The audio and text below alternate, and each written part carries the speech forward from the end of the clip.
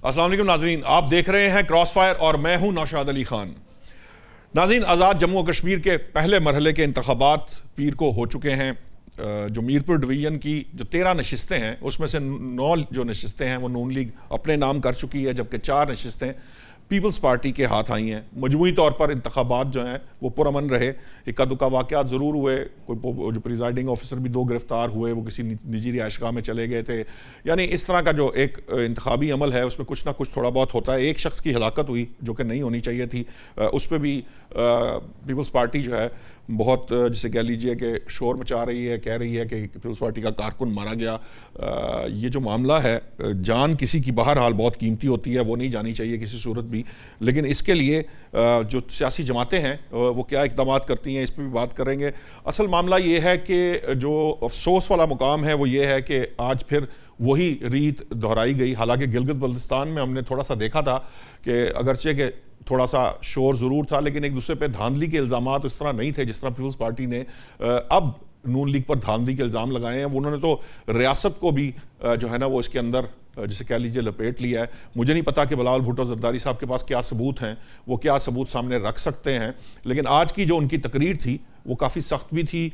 और इसका नुकसान जो है ये भी अपने मेहमानों से, सियासतदानों से ही पूछना चाहिए कि ये जो हर इलेक्शन के बाद हम हारने के बाद या जिसे कह लीजिए कि जब कोई शिकस्त खा जाती है जमात तो वो धांधली का इल्ज़ाम लगाना शुरू कर देती है। गिलगित बल्तिस्तान में हुकूमत बन जाती है, आज़ाद कश्मीर में नहीं बनती तो शोर होता है। इसका असर न सिर्फ ये जो आइंदा के 2 अगस्त को और बाद में जो रावलाकोट पूंछ सेक्टर है वहाँ पर जो इंतखाबात होंगे उस पर भी पड़ेगा, लेकिन उसके साथ साथ जो वहाँ का माहौल है एक्चुअली जिसकी जिम्मेदार, जिसको पुरअमन रखना, जिसको बेहतर रखना सियासी जमातों की जिम्मेदारी है। दोनों जमातें जो हैं वो आपस में इत्तेहादी हैं, विफाक में एक दूसरे के खिलाफ इलेक्शन लड़ रहे थे, इंतखाबी मुहिम में एक दूसरे के खिलाफ बयानात भी देते रहे, वो सब कुछ अपनी जगह है। लेकिन ये जो धांधली का इल्ज़ाम है हम इससे पीछा नहीं छुड़ा सके।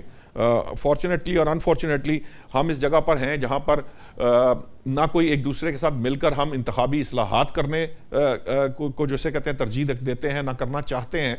क्यों नहीं करना चाहते, उसकी क्या वजूहात हैं। ये सारे जो मामलात हैं इससे आम आदमी पे क्या असर पड़ता है, सियासत से लोग क्यों दूर हो रहे हैं, और ये जो वोटर्स की तादाद जो है, टर्न आउट, उस पर भी बात करेंगे। तो इस सारे कश्मीर इलेक्शन के ऊपर जो डिबेट है उसके लिए मुझे मुस्लिम लीग नून से ज्वाइन किया बहरामंद तंगी साहब ने, बैरिस्टर शाहिद मसूद पाकिस्तान तहरीक इंसाफ से मेरे साथ हैं, खालिद फारूकी साहब सीनियर जर्नलिस्ट हैं, हमारे दोस्त हैं, एयर मार्शल एजाज महमूद साहब भी तजिया निगार हैं। मैं चाहूँगा सबसे पहले मैं बैरिस्टर बहरामंद तंगी साहब आपसे बात करते हैं। पहली बात तो ये बताइए कि अभी तक कोई टर्न आउट के बारे में कोई ख़ास इतला सामने नहीं आई।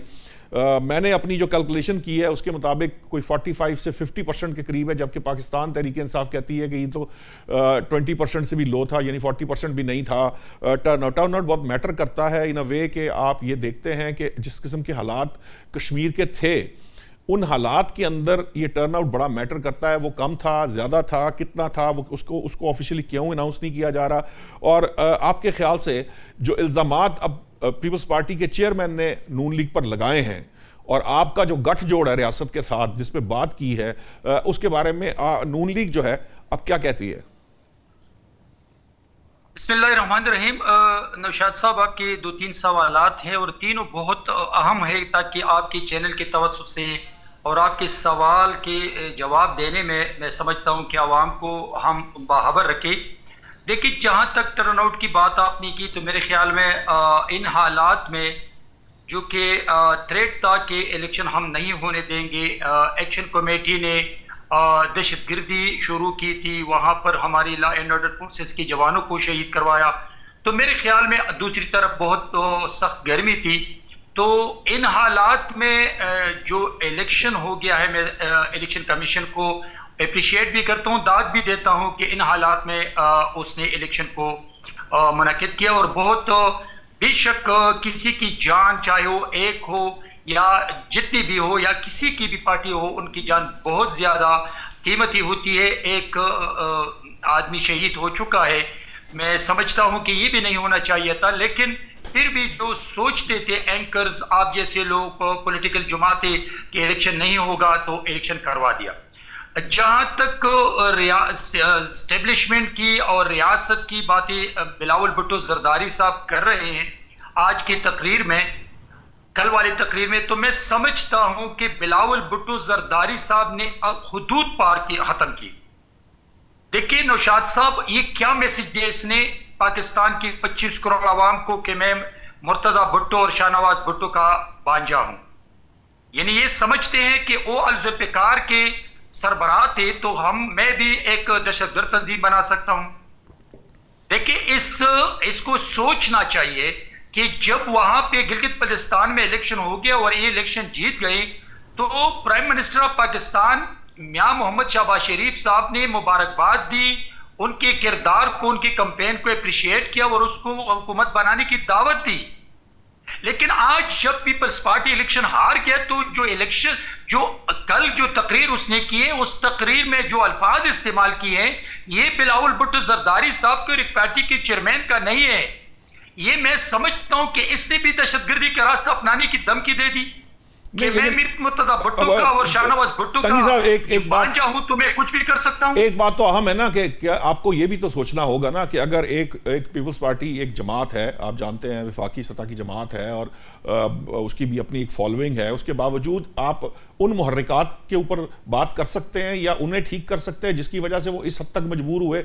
उन्होंने जो मुर्तजा भुट्टो की या मीर शाहनवाज भुट्टो की बात की, वो भी इस रेफरेंस में की कि मुझे इस हद तक मजबूर ना किया जाए।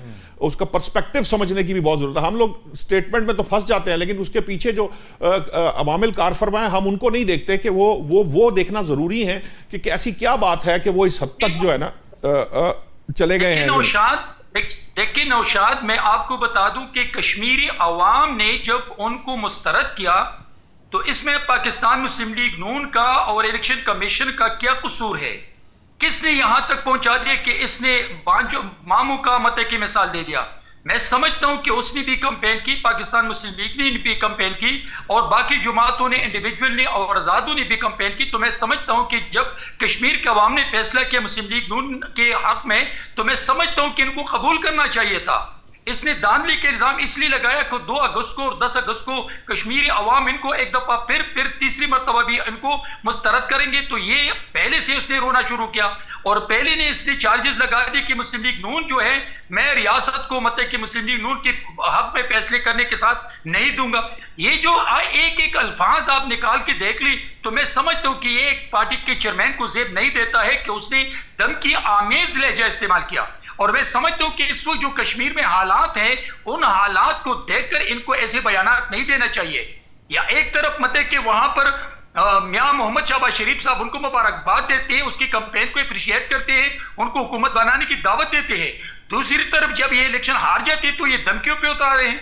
मैं समझता हूं कि इन हालात में बिलावल भुट्टो जरदारी साहब को जो बयान दिया है, मैं इसको कंडेम करता हूं। और ये एक चेयरमैन की स्टेटस है नहीं, इनकी शान नहीं है। ये तो इसको मिसाल देना चाहिए था कि मैं शहीद बीबी का और आसिफ अली जरदारी साहब का बेटा हूं। जो आसिफ अली जरदारी साहब ने शहीद बीबी वो भी बात उन्होंने की, वो भी बात बिलावल साहब ने खैर की। मुझे मौका दे दे सर, 1 मिनट मुझे दे दे जी। जब शहीद बीबी को शहीद किया, तो बिलावल आसिफ अली जरदारी साहब ने तो पाकिस्तान कब्बे का नारा लगाया।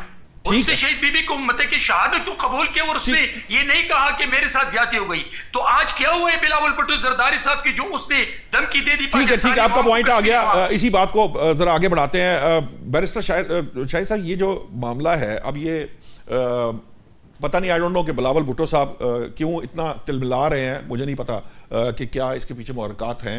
हो सकता है उनके पास कोई ऐसे सबूत हों जिस तरह के इल्ज़ामात उन्होंने लगाए, क्योंकि इल्ज़ामात बहरहाल इसमें कुछ संगीन नौइयत के भी हैं और उसको शायद कहीं ना कहीं जस्टिफाई भी करना पड़ेगा। लेकिन मेरा सवाल ये है कि ये बड़ा आसान तरीका है सर। हमारे यहाँ ये मिजाज है, 2018 में नून लीग इलेक्शन हार जाए तो वो कहती है कि जी RTS बैठ गया। 2008 में हार जाए तो कहते हैं जी ये ROs के इलेक्शन है।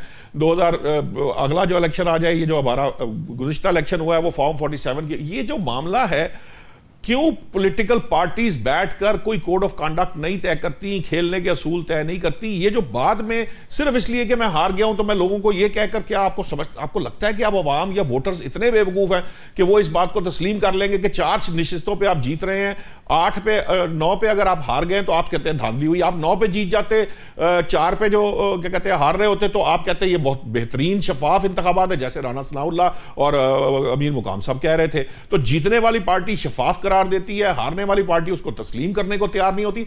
ये वतीरा आखिर कब तक चलेगा? कब तक वोटर जो है ना वो इस बात को मानेंगे, तस्लीम करेंगे? और सियासतदान जो है वो खुद बहुत वोटर्स को जो है वो अपने से दूर करते चले जा रहे हैं। ये कह के आपने इलेक्शन करवाए हैं, इलेक्शन करवाने का आपको क्रेडिट मिलना चाहिए था, सियासी जमातों ने हिस्सा लिया, आप खुशदिली से कबूल करें उसको, नताइज को। बिस्मिल्लाहिर्रहमानिर्रहीम। नौशाद साहब, बहुत शुक्रिया, आपने शरीके गुफ्तगू किया। गुजारिश ये है कि पाकिस्तान की एक तारीख है और इस तारीख के अंदर सिर्फ 1970 का इलेक्शन था जिसको कहा गया कि ये फेयर इलेक्शन था, और पब्लिक एट लार्ज ने भी उसको इसी तरह ही मंजूर किया कि वो फ्री एंड फेयर था। और उसका शाखसाना क्या निकला कि आपने देखा 71 के अंदर पाकिस्तान टूट गया क्योंकि मैंडेट नहीं दिया गया जिसको मिला था। और उसके बाद से लेकर आज तक जितनी भी इलेक्शंस हुए उनकी क्रेडिबिलिटी के ऊपर, उनकी वेरासिटी के ऊपर हमेशा क्वेश्चन मार्क उठते रहे, और वो क्वेश्चन मार्क थे सिस्टम के ऊपर, इलेक्शन कमीशन के ऊपर और इलेक्शन डे वाले दिन। अब आज जो हुआ है, देखें, हम तो 2024 के अंदर भी कह रहे थे कि इलेक्शन जो है रिग्ड है, और इंटरनेशनल बॉडीज ने कहा। आज इत्तेहादी खुद जो वफाक के अंदर इनके साथ बैठे हैं वो भी इसी सिस्टम के ऊपर डिस्क्रिपेंसीज, इसी सिस्टम की वीकनेसेस के ऊपर बात कर रहे हैं। लेकिन ये गलत है जो तंगी साहब कह रहे हैं कि मतलब जिस तरह वो पहले सर्टिफिकेट बांटते फिर रहे थे गद्दारी का, बगावत का, आज उन्होंने जो है बिलावल भुट्टो जरदारी साहब को भी उसी सफ में लाकर खड़ा कर दिया। लेकिन जिस तरह आपने कहा कि ये सियासी जमातों ने मिलकर इसको हल करना है, इस तरह ये हल नहीं होगा कि मतलब आप कह दें कि जी जब हम बात करते हैं आपके जी 2024 का इलेक्शन उसके अंदर बेज़ाब्तियां थी तो कहते हैं जी 2018 वाले को उठाकर देख ले। भाई वंस फॉर ऑल सेटल तो करें इन चीजों को। अब आप हुकूमत वक्त है हमारी, लेकिन आप भी 2018 को नहीं उठा के देखते, आप भी उसको उस पर हामी भर लेंगे जी 2018 भी उठा ले, 2024 भी उठा ले, चलो को 2 ही इलेक्शन उठा ले, या 2013 का भी उठा ले, 8 का भी उठा ले, तो इसके ऊपर भी तो बात की जा सकती है। ऑन रिकॉर्ड है पाकिस्तान तहरीक इंसाफ जिन्होंने बारहा ये कहा कि जी 2024 को भी उठा ले, 2018 को भी उठा ले, 2013 को भी उठा ले। हम तो ऑपोजिशन है, हम तो चाह रहे हैं कि ये चीज वंस फॉर ऑल सेटल हो, लेकिन ये इस तरह सेटल नहीं होगी जिस तरह हुकूमत वक्त के इस टाइम रविश है, जो तरीका है।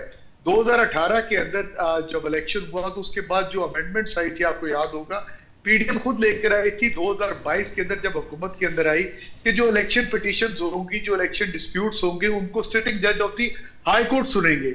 लेकिन ये पीडीएम की लाई हुई जो है वो एक अमेंडमेंट थी इलेक्शन एक्ट के अंदर। लेकिन जब ये हुकूमत 2024 के अंदर बनी, इन्होंने उसी अपनी लाई हुई अमेंडमेंट को तब्दील किया, उसके अंदर री अमेंड किया, और दोबारा जो है इन्होंने कहा जी जो रिटायर्ड जजेस हैं जिनको हम अपनी मंशा के मुताबिक लगाएंगे वो इन इलेक्शन पिटीशंस के डिस्प्यूट का फैसला करेंगे। तो इसका मतलब ये है कि ये हुकूमत वक्त क्योंकि बेनिफिशियरी है इस सारी सिस्टम की वीकनेस की, ये इसके अंदर किसी किस्म का कोई जो है वो रिफॉर्म्स लाने के मूड में नहीं है। और जिस तरह पहले बात की, देखिए आज इलेक्शन कमीशन ऑफ पाकिस्तान क्या है, वो एक रिटायर्ड इलेक्शन कमीशन है, उनके 2 मेंबर्स रिटायर्ड बैठे हैं, लेकिन क्योंकि इन्होंने अमेंडमेंट लेकर आ गए, no he can take that position for the rest of his life.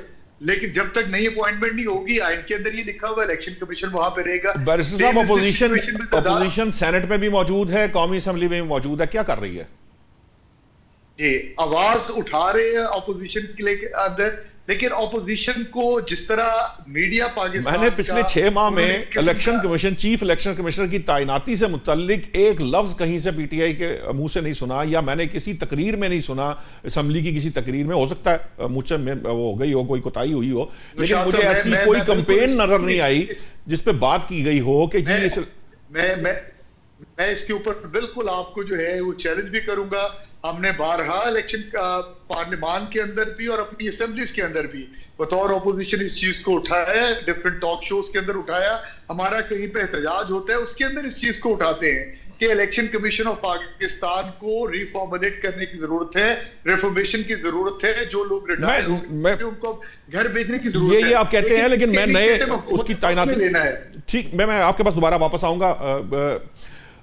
इस वक्त एयर मार्शल साहब, आप सुनिए, आपने तहरीक इंसाफ की भी गुफ्तगू, नून लीग की भी तरफ से भी आपने आर्ग्यूमेंट सुना। मेरा सवाल दो इसके पहलू हैं, मैं चाहूँगा कि आप दोनों पहलुओं पे बात ज़रूर करें। सर, कश्मीर के हालात किसी से ढके छुपे नहीं हैं। आज़ाद कश्मीर में जो हो रहा है, भारत का क्या मामला है, वहाँ पे जो कश्मीर जो अवामी एक्शन कमेटी है वो कलअदम करार दी गई, और उसके बाद जो कुछ हुआ वो भी आपके सामने, और आज जो बयान उन्होंने दिया है, जो एक्चुअली उन्होंने आज एक्चुअली अटैक किया है, उसको ये तमाम सियासतदान जो हैं, इनकी कोई इनका ध्यान नहीं है उस तरफ कि वो क्या करने की कोशिश कर रहे हैं, वो आइंदा के इलेक्शन पे क्या असर डाल सकता है, वो किस तरह से मामलात को कर रहे हैं। उल्टा यहाँ मामला ये है कि इलेक्शन हो गया और अब एक दूसरे पर धांधली के इल्ज़ामात जो हैं वो लगाने शुरू कर दिए गए, सिर्फ इसलिए कि फ़र्ज़ कीजिए कि आवाम वोटर को ये बताने की कोशिश है कि अच्छा, मैं मीरपुर में नहीं जीत सका तो मेरे साथ धांधली हो गई है, हो सकता है मुजफ्फराबाद में मैं जीत जाऊंगा तो शफाफ हो जाएंगे इंतखाबात, वही मशीनरी होगी, वही सिस्टम होगा, वही सारा कुछ होगा, लेकिन मैं जीत जाऊंगा। बिल्कुल उस तरह जिस तरह पीटीआई केपीके में इलेक्शन जीत जाती है तो वहां शफाफ होते हैं, पंजाब में हारती है तो वहां पे जो है वो उनके खिलाफ होते हैं। मौलाना फजल रहमान हो, नून लीग हो, जहां से हारते हैं वहां खलत इंतखाबात, और जहां ठीक है, जहां से जीत जाते हैं वो शफाफ इंतखाबात। ये जो वतीरा है एजाज साहब, आज जिस जगह पे हम खड़े हैं, जिस तरह के सिनारियों में जो इस वक्त तब्दीलियां आ रही हैं, जो इस वक्त हम ईरान जंग के बाद जो सिचुएशन देख रहे हैं, दुश्मन किस तरह हमारी ताक में बैठा है, उसमें ये कोई जेब देता है हमारी सियासी जमातों को? विजन होना चाहिए, कोई आगे बढ़ने का तरीका होना चाहिए। जी बहुत शुक्रिया। अगरचे सियासत मेरा मौजू नहीं है, स्पेशलिटी या इंटरेस्ट, लेकिन एक शहरी, एक वोटर और एक पाकिस्तानी होने की हैसियत से जी मैं समझता हूं कि मेरी भी राय की जो है जरूर एक उसकी गुंजाइश बनती है। जी, सबसे पहले तो जी मैं ये अर्ज करूं कि इस वक्त जो आज़ाद कश्मीर के जो हालात हैं, हम उसको ना तो सही तरीके से रिपोर्ट कर रहे हैं और ना ही किसी भी लेवल पे उसको सही तरीके से उसका इदराक कर रहे हैं। हुकूमत जो है वो इसको एक लॉ एंड ऑर्डर का मसला समझ रही है, जबकि जो लोग इसमें इन्वॉल्व हैं वो इसको एक पॉलिटिकल इशू के तौर पे उसको आगे लेके चल रहे हैं। लेकिन जो भी वहाँ सूरत हाल है वो पाकिस्तान की वहदत के लिए और कश्मीर कॉज के लिए डैमेजिंग है, इसमें कोई दो राय नहीं है। यानी आज से कुछ साल पहले जिस तरह हम इंडियन इलीगली ऑक्युपाइड कश्मीर के बारे में बात करते थे और जो हमारा नैरेटिव था, अब वही नैरेटिव जो है वो हमारे खिलाफ इस्तेमाल हो रहा। यानी हमने तारीख में कभी ये नहीं सुना था या सोचा था कि हमारे कश्मीरी भाई जो हैं वो लंदन में पाकिस्तान हाई कमीशन के बाहर जो है वो एहतजाज कर रहे हैं। तो ये तो हमने अपने दुश्मन का काम आसान कर दिया है, इसमें तो बिल्कुल मुझे कोई इब्हाम नहीं। और ये इसने हमने इस बात से कतई नज़र के इलेक्शन में कौन जीतेगा और कौन हुकूमत बनाएगा वो तो एक अलग बात है, लेकिन कश्मीर में कश्मीर कॉज के लिए हमें जो है डिनाइल मोड में नहीं रहना चाहिए। जो एग्जैक्ट प्रॉब्लम्स हैं उनको एड्रेस करना चाहिए, इसी में जो है पाकिस्तान का भला है और कश्मीरियों की भी इसी में भलाई है। अब आ जाएं आप इलेक्शन की तरफ। जैसे भी ब्रिस्टो साहब फरमा रहे थे कि मासवाए पाकिस्तान के पहले जो अडल्ट फ्रेंचाइज पे 70 के इलेक्शन हुए, आज तक कोई ऐसा इलेक्शन नहीं हुआ जिसको हारने वाली पार्टी ने खुश दिली से कबूल किया हो और ये माना हो कि इलेक्शन फेल। बल्कि अब तो लेटली जो जीते हुए हैं, जो इलेक्शन के बाद हुकूमत के मजे ले रहे होते हैं, वो भी कहीं ना कहीं इलेक्शन के परफॉर्मेंस के ऊपर वो उंगलियां उठाते हैं। एक फेयर एंड फ्री इलेक्शन ही जमानत है, यही वो पिवट है जिसके ऊपर डेमोक्रेसी खड़ी होती। हम अगर डेमोक्रेसी की बात करते हैं, हम अगर जमहूरी इक़्तिदार की बात करते हैं, तो सबसे पहले हमें अपना इलेक्शन प्रोसेस, इलेक्शन सिस्टम को रिस्ट्रक्चर करना पड़ेगा, जिसमें प्री इलेक्शन, ड्यूरिंग इलेक्शन और पोस्ट इलेक्शन हर एक का एतमाद हो। वो वोटर हो, लेकिन या एजाज साहब वो करना उम्मीदवार तो सियासी जमातों ने, हुकूमत ने है, आज की मौजूदा हुकूमत ने, या जो साबिक गुजर गई उसने, या आने वाली हुकूमत ने, करना तो इन्होंने है। ये करना ही नहीं चाहते, वरना ये कोई इतना बड़ा मसला नहीं। 18वीं तरमीम इस मुल्क में हो सकती है तो इलेक्शन रिफॉर्म्स भी हो सकती हैं। देखिए जी, जो चीज ये करना चाहते हैं वो हो जाती है। जो ये आप देखिए ना, आपके पेशे के एतबार से अगर आप देखें, जो भी हुकूमत होती है वो कदगन लगाती है expression of freedom of expression, और जब अपोजिशन में होते हैं तो फिर हमें सहाफती इक़्तिदार और सहाफत के जो है ना आज़ादी, हम वो डिमांड कर रहे होते हैं। तो ये हमारा बिल्कुल जो है ना एक हिपोक्रेटिक हमारा ओरिएंटेशन है, क्योंकि अल्टीमेटली पाकिस्तान हो या आज़ाद कश्मीर हो, हमारे जो है ना डीएनए में है कि हमारी सियासत पावर पॉलिटिक्स है। आप इक़्तिदार में हैं तो सब अच्छा है, आप इक़्तिदार से बाहर हैं तो कभी आपको याद होगा वो भारतीय टैंकों पे बैठ के भी पाकिस्तान आने की बातें हो रही थी 80s में। तो ये जो अभी बिलावल साहब की बात को कोट कर रहे हैं, ये कोई नई बात तो नहीं है। इससे पहले भी लोग इस तरह के नारे लगाते रहे हैं, लेकिन बाद में वो एस्टैब्लिशमेंट के साथ भी इन सिंक हो जाते हैं, और बाद में उनको जो है अपना वो बयानिया कि जी वोट को इज्जत दें या इस किस्म की जितनी बातें हैं। मैं किसी पार्टी की खिलाफ या हिमायत में बात नहीं कर सकता, क्योंकि दैट मेरी वो ओरिएंटेशन नहीं है, ना ही मैं उस पर क्वालिफाइड हूँ। लेकिन पाकिस्तान की खातर और अपनी खुद आने वाली नस्लों की बेहतरी के लिए हमें ये कड़वा घूंट भरना चाहिए। इलेक्शन रिफॉर्म्स करें, इलेक्शन कमीशन को क्रेडिबल बनाएं, ताकि हर एक का एतमाद हो और हारने वाला अगले 4 या 5 साल की मुद्दत के लिए उसको खुश दिली से कबूल करें। जब तक हम ये बेसलाइन सेट नहीं करेंगे, हम जमहूरियत की पहली सीढ़ी से भी ऊपर नहीं जाएंगे। ठीक, आपका पॉइंट आ गया फारूकी साहब। मुझे तो अब ऐसे लगने लग पड़ा है, मैं आप सच्ची बात बताऊं, मुझे ऐसे लगता है कि हमारा इलेक्शन का निज़ाम बिल्कुल दुरुस्त है, उसमें कोई खराबी नहीं है। ये जो स्टैब्लिशमेंट के मत्थे डालने वाला काम है ना, ये हर जमात करती है। कोई ऐसी जमात नहीं जिसने ये काम ना किया हो। हार जाएं तो स्टैब्लिशमेंट जीतने वाले के साथ मिली हुई है। अच्छा जी, अब स्टैब्लिशमेंट क्या करे? स्टैब्लिशमेंट जवाब नहीं दे सकती। स्टैब्लिशमेंट की तरफ से तो कोई एक बात तो नहीं है ना, कोई एक इदारा, कोई एक चीज़ तो नहीं है स्टैब्लिशमेंट। बस आसान सी बात है।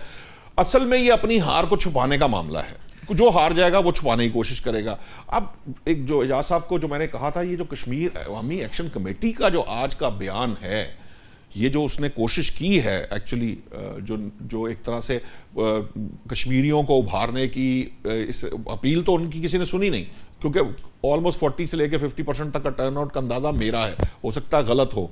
लेकिन इस पर्सपेक्टिव के अंदर वो जो अगले इलेक्शन को जो 2 फेजेस रह गए हैं, उसके अंदर जो कोशिश की गई है, ये जो अटैक किया गया है उस मामले के ऊपर, आपको लगता है कि ये किस तरफ ले जाएगा हमें? देखिए नौशाद साहब, सबसे पहले तो मैं इस बात से बहुत खुश हूँ कि वहाँ पे पॉलिटिकल पार्टीज़ मौजूद हैं। मैं तो समझता हूँ कि आज़ाद कश्मीर में जो हालात बने हुए हैं, इसका सलूशन सिर्फ और सिर्फ सियासी है। और मैं 2 पार्टियों ने तो इलेक्शन लड़ा, मैं तो पीटीआई को जिम्मेदार समझ रहा हूँ बाइकाट करने का। बाइकाट इस सेंस में कि नाइंसाफ़ी हो रही होगी पीटीआई से, पीटीआई के साथ गलत हो रहा होगा, लेकिन इसके बावजूद पीटीआई को इलेक्शन का बाइकाट नहीं करना चाहिए था। पीटीआई मैदान में डट के खड़ी होती, और जितने भी देखे ना, अब एक पार्टी जीत गई, एक हार गई, यही होना था। पीटीआई को भी कोई सीटें मिल जाती, ना मिलती, तब भी लोग देखते कि इलेक्शन पे एक सीट मिलती, नुमाइंदगी तो होती, नुमाइंदगी होती ना। पीटीआई देखिए, पीटीआई पाकिस्तान की एक बड़ी सियासी जमात है, इसमें किसी को शक नहीं होना चाहिए। पाकिस्तान में उसके वोटर सपोर्टर मौजूद हैं, आज़ाद कश्मीर में हर जगह मौजूद हैं। लेकिन इसके बावजूद अगर पॉलिटिकल पार्टीज इस मैदान में मौजूद हैं, तो निज़ाम की खराबियाँ हैं या नहीं हैं, ये अपनी जगह पे। लेकिन बहरहाल सियासी जमातों का इलेक्शन प्रोसेस में हिस्सा लेना ये एक बहुत बड़ी बात है। आज तक जब कभी कोई मसला बना है, उसको सियासी जमातों ने ही हल किया है। दूसरी बात यह, मुझे बड़ी अच्छी बात लगी है मार्शल साहब की, और जब इदारों से कोई शख्स ये बात करता है तो फिर और भी आपको हौसला मिलता है कि फ्रीडम ऑफ एक्सप्रेशन वो चीज़ है, अगर वो हो तो आपकी एस्टेब्लिशमेंट भी गलत नहीं कर सकती, आपकी पॉलिटिकल पार्टीज भी गलत नहीं कर सकती, आपका इलेक्शन कमीशन भी गलत नहीं कर सकता। इलेक्शन कमीशन कहाँ सोया हुआ है? जब उसको ये पता चलता है कि सिंध से इतने वजीर आके इलेक्शन जो कैंपेन है आज़ाद कश्मीर में उसमें हिस्सा ले रहे हैं, या कई लोगों को मराहत दे रहे हैं, या पंजाब की वज़ीर आला वहाँ जाए, या किसी की तरफ से बसों के तोहफे दिए जाएँ, तो ये इलेक्शन को मुतासिर करने वाली बातें है ना। इसमें इलेक्शन कमीशन की कमजोरियां सामने आती हैं कि इलेक्शन कमीशन ने क्यों नहीं एक्शन लिया, कि कौन कौन यहाँ पे आके बैठा हुआ है। नवाज शरीफ साहब वहाँ पे गए तो बड़ी खुशी की बात है, बिलावल भुट्टो वहाँ पे गए। बाकी रही बिलावल भुट्टो की स्पीच, देखिए यहाँ पीटीआई के नुमाइंदा जो है वो भी मौजूद है और मुस्लिम लीग नून के भी, आपको पीपल्स पार्टी का भी कोई बंदा जी वो हमने तो कोशिश की थी लेकिन आज अभी वो नहीं आ सके। चले, लेकिन इसमें मैं ये समझता हूँ कि बिलावल की स्पीच पे अगर तो सिर्फ एक फिक्रा बोला होता, ये वाला मुर्तज़ा भुट्टो वाला और शाहनवाज वाला, तो मैं कहता कि जिम्मेदार है। बिलावल ने काफ़ी लफ्ज़ उसमें बोले हैं और पाकिस्तान की, रियासत की, आज़ाद कश्मीर की, हर जगह पे एक होने की और मुहिब वतन शहरी होने की उन्होंने बात की है, मुहिब वतन सियासतदान होने की बात की। मैं नहीं समझता कि किसी बड़ी पॉलिटिकल पार्टी को, या छोटी पॉलिटिकल पार्टी को या उसके नुमाइंदों को किसी जगह अपनी हुब्बुल वतनी साबित करना पड़ती है। वो मुर्तज़ा भुट्टो को और शाहनवाज को आप पाकिस्तान की सियासी तारीख में से निकाल नहीं सकते। वो मुर्तज़ा शाहनवाज जो पहले एक बाप के बेटे, वो इस शक्ल में क्यों बने, इसका एक पस मंज़र है।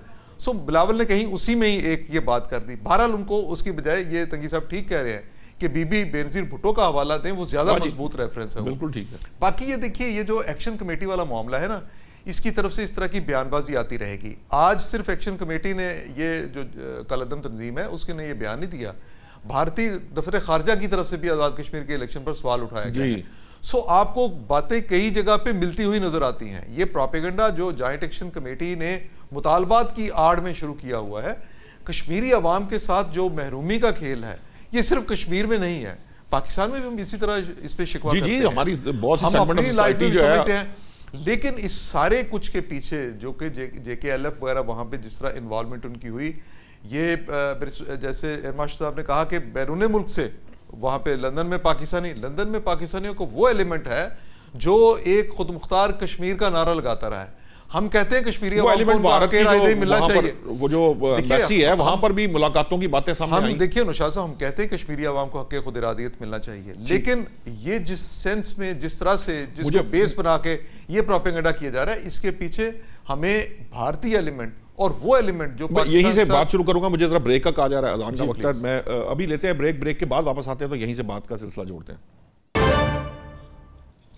वेलकम बैक नाज़रीन। ब्रेक पे जाने से पहले फारूकी साहब कुछ कह रहे थे, अपनी बात मुकम्मल कर लें तो फिर मैं तंगी साहब से। जी बस मैं उसमें यही अर्ज कर रहा था कि जितना भी ये जो कुछ भी कश्मीर में मुजाहिरे के नाम पर हो रहा है, उसमें जो जैनुन मुतालबात हैं, उसमें पाकिस्तानी अवाम अपने कश्मीरी भाइयों के बिल्कुल साथ खड़े हैं, कोई शख्स उनसे हटके नहीं खड़ा। लेकिन अगर कोई शख्स ये समझता है कि वो आज़ाद कश्मीर के मामले में ऐसे इक़दाम करे जो कि भारत को उसके लिए मुनासिब हों या उसके फ़ायदे में जाते हों और कश्मीरी अवाम के मुफाद के मुनाफी और पाकिस्तान के खिलाफ बाहर बिलावल की बात को उठाकर भी तो आप देखें ना, अभी आप कह रहे थे कि भारतीय जो है वो उसने भी बयान दे दिया, तो अब इस तरह की बातें होंगी तो वो सारे इस्तेमाल करेंगे। मैं फिर बात बहुत बड़ा डिफरेंस है। एक फिक्रे को लेके आप पकड़ के हम सारी ये बहस का रुख उधर नहीं लेके जा सकते, ना ही लेके जाना चाहिए। सियासी क़यादत हमारी मैच्योर है, उसमें किसी शख्स ने जो जुमला बोला उससे जहां आपकी दिलादारी होती है, मेरी भी हुई, मैं समझता हूं कि उनके लिए ज़्यादा बेहतर मिसाल देने के लिए नाम और मौजूद हैं। मैं तंगी साहब के उस जुमले की तरफ वापस जाऊंगा कि वो बीबी बेनज़ीर का हवाला दें तो ज़्यादा अच्छी बात है। अब ये चीज़ें जो है ना, इनको जज्बाती अंदाज में नहीं लेना, अभी इलेक्शन का प्रोसेस है।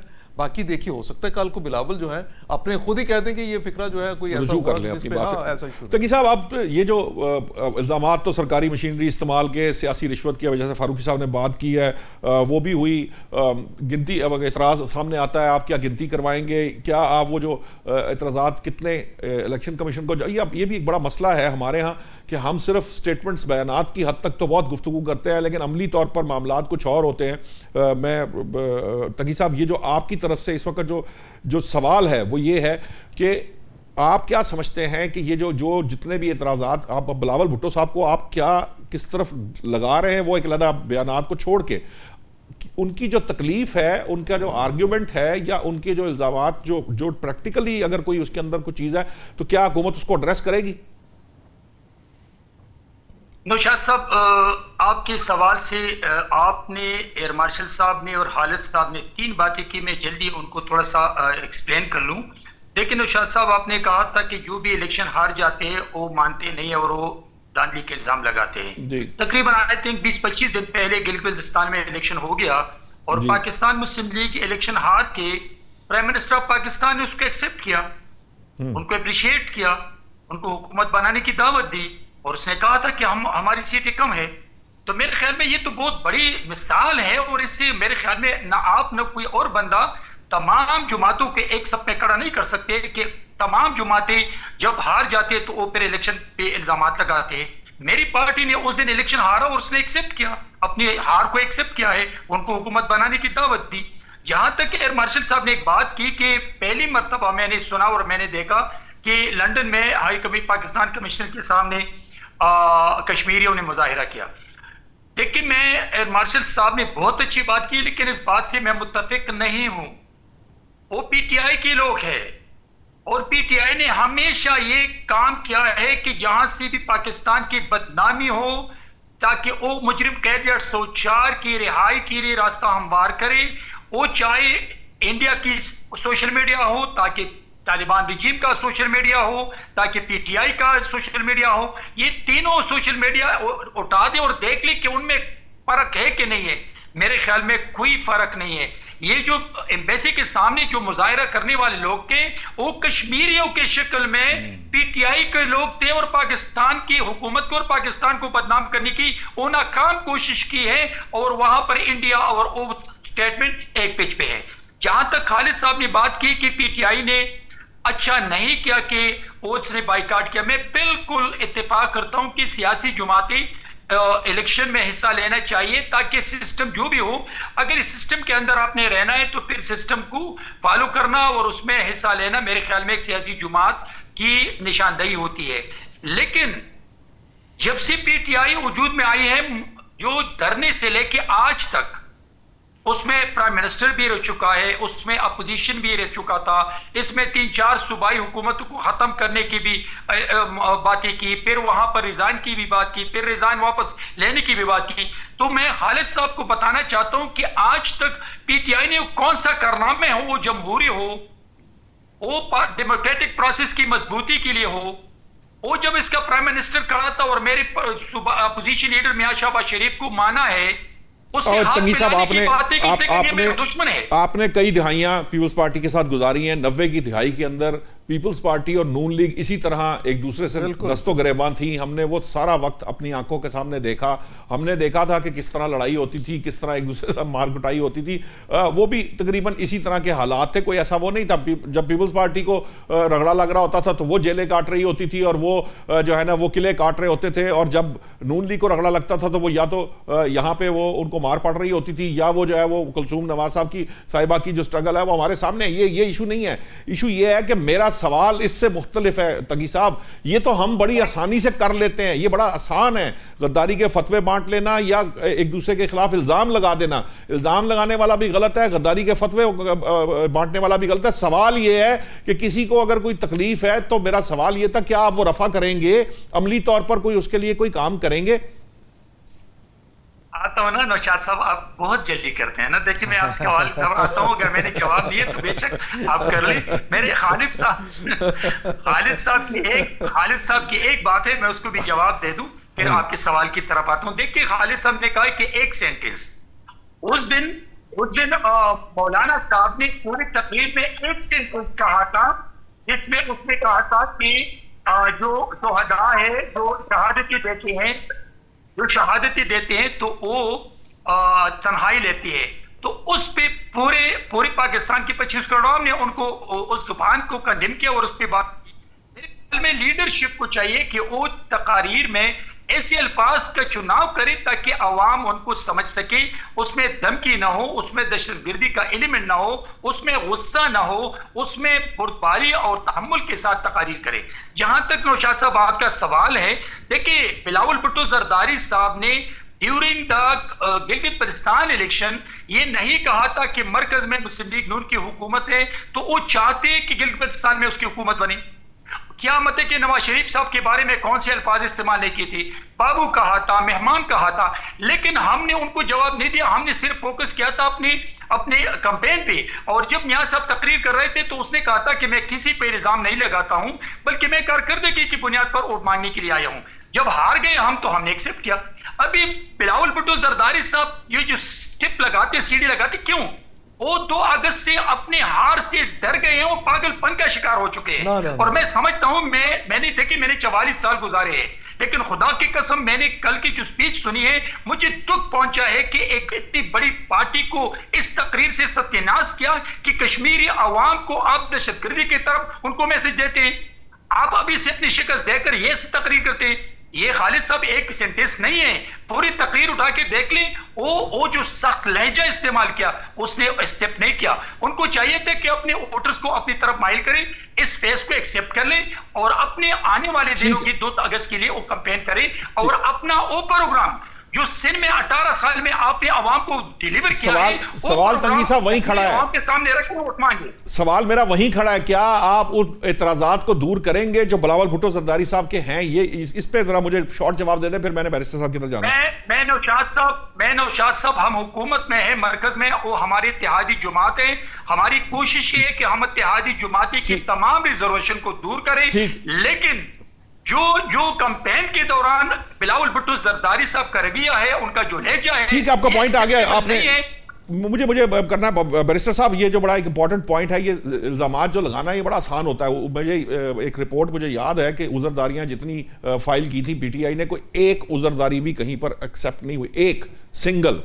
पूरे जो ये इतना शोर पड़ रहा था कि 180 नशिस्तें पता नहीं हमारी थी और ये था और वो था, अगर किसी की हुई तो वो JUI फे की या बलोचिस्तान में किसी की, पीटीआई की कोई चीज़ जो है कहीं पर को चलो एक ही गलती से कोई हो जाए वो नहीं हुई। असल मामला ये है कि ये जो इल्ज़ामात की सियासत है, इसके साथ मामलात आगे बढ़ेंगे नहीं। ये हम एक ऐसा अनरेस्ट क्रिएट करते हैं मैसेज के अंदर जो उनके लिए वो आपस में दस्तों गरेबा होते फिरते हैं, बजाय इसके कि हम हमारे यहाँ तो बिल्कुल मिजाज ही नहीं ना कारकर्दगी पे बात करने का। और पीटीआई की कारकर्दगी जो है वो पूरी मुल्क के सामने थी। हमें पता है, हमें मालूम है, हमारे पास ये इतलात मौजूद थी कि अगर कोविड ना आता तो क्या एस्टैब्लिशमेंट उस हुकूमत को चलने दे रही थी? बिल्कुल भी नहीं चलने देना चाहती थी। ये तो कोविड आ गया, उसके बाद कुछ वक्त गुजर गया। सो मेरा पॉइंट ये है, ये जो कारकर्दगी की बुनियाद पर बात करना है वो कब शुरू होगा हमारे यहाँ? शाद साहब, एक तो आपने जो इलेक्शन पिटीशंस का हवाला दिया, मैं थोड़ी सी बात करके आपकी बात पे भी आ जाता हूँ। देखिए, गुजारिश ये है, 380 के करीब इलेक्शन पिटीशंस आई थी 2024 के इलेक्शन के अंदर। 140 अभी भी पेंडिंग है before the election tribunal, despite of the fact कि इलेक्शन एक्ट के अंदर ये चीज लिखी हुई है कि आपने 6 महीने के अंदर फैसला करना, तो उनके फैसले अभी तक नहीं है। और जो डिसमिस हुई हैं वो समरीली डिसमिस हुई हैं without entering into the evidence of the election. और उसके मुराद मेरी क्या है कि उनको टेक्निकलिटीज की बुनियाद पे उड़ाया गया कि आपके एफिडेविट्स के ऊपर सिग्नेचर मैच नहीं करते। आदमी सामने खड़ा है, वो कह रहा है मैंने खुद इसको साइन किया है उसके ऊपर।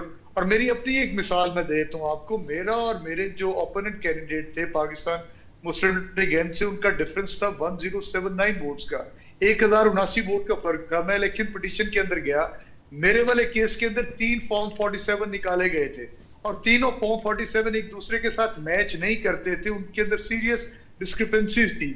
और मुझे किस जगह पे जो है वो मुझे वहां से इलेक्शन पिटीशन मेरी डिसमिस हुई कि जी जो नोटरी पब्लिक की स्टैंप लगी हुई है जो हाई कोर्ट से लगी थी, मैं प्रैक्टिसिंग लॉयर हूं, कि वो बड़ी ब्लीक है, पढ़ी नहीं जा रही, इसलिए आपको जो है हम वहां से फारिग कर रहे हैं इलेक्शन पिटीशन से।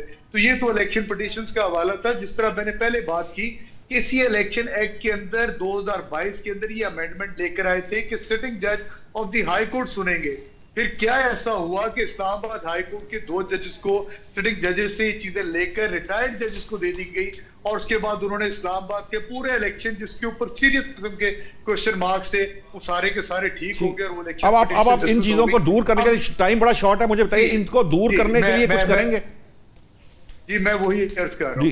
देखिए, इसके अंदर जो इनिशिएटिव लेना है वो तो गवर्नमेंट ने लेना है, क्योंकि हम तो बतौर ऑपोजिशन आवाज उठा सकते हैं। ये इलेक्शन के अंदर रिफॉर्म्स के हवाले से कोई भी बिल लेकर आए, उसको पार्लियामेंट के अंदर लेकर आए, उसके ऊपर अक्रॉस द बोर्ड डिस्कशन करें। जिस तरह आपने सही हवाला दिया था 18वीं आईनी तरमीम हो सकती है, तो इलेक्शन एक्ट ऐसा क्यों नहीं बन सकता जिसके ऊपर सारी सियासी जमातें मुत्तफिक हों। देखिए, जिस तरह मैंने पहले कहा कि जब 2018 का इलेक्शन एक्ट बना था तो उस इलेक्शन एक्ट के अंदर बहुत सारी सियासी जमातें मुत्तफिक थी और उन सारों के इत्तेफाक के साथ हमने कहा था सिटिंग जजेस of the high court election dispute का फैसला करेंगे। अगर वो उसी तरह मनोन रहता तो मैं आपको ये बात आज यकीन से कह सकता हूं कि ये 380 की जो इलेक्शन पिटीशन थी ये डिसाइड भी होती और उसके साहब साथ उस वक्त भी मसला ये आ गया ना, गुड टू सी यू वाला मामला चल रहा था, वो भी फिर अब कुछ इस तरह के भी मामला हैं। एजाज साहब, ये जो मामला है इस वक्त, अब ये सवाल मेरा ये है, इल्ज़ाम तराशी की जो सियासत है, बजाय इसके कि हम तालीम पे बात करें, हम इस वक्त ये जो पेट्रोल की कीमत है उस पर बात करें, आम आदमी के जो एजुकेशन है उसके ऊपर, सेहत के ऊपर, उसको जो वसाइल हमें दे रहे हैं, वरना फिर जो हमें नज़र आता है, हम देखते हैं अपने इर्द गिर्द नज़र दौड़ाते हैं तो हमें नज़र आता है कि फिर कॉकरोच जनता पार्टी, कॉकरोच का खिताब, कॉकरोच कहने पर नौजवान बाहर आ जाते हैं और फिर इस्तीफा लेके घर जाते हैं। ये जो पर्सपेक्टिव है इसको समझने की जरूरत है हमें।